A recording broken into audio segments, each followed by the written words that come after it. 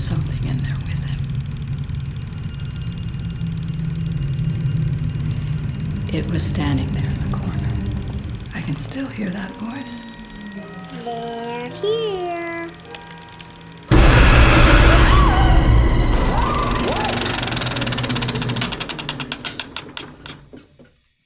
Hello and welcome back to It'sJustAwesome.com's 31 Days of Horror Part 4.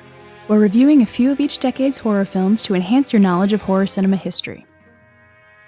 World War II loomed heavy over the 1940s, and audiences just weren't as excited to be frightened in theaters anymore.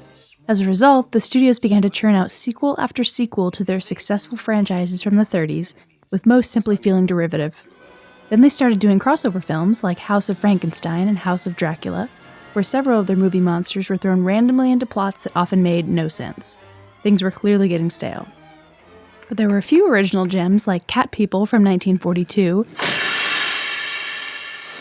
and The Wolfman, which starred Lon Chaney Jr., son of silent film star Lon Chaney. He'd go on to play Wolfman 4 other times, including in Abbott and Costello Meet Frankenstein. For this year's edition of 31 Days of Horror, our movie selections from the 1940s are Dr. Jekyll and Mr. Hyde, The Uninvited, and The Picture of Dorian Gray. So be sure to check out those reviews on It'sJustAwesome.com, where you'll also find the entire 31 Days of Horror list, so you can follow along with us each night in October. And hey, while you're at it, go ahead and like our page on Facebook too, if you haven't already. And if you already have, you're awesome, but you don't need to be told that. You already know. You already know.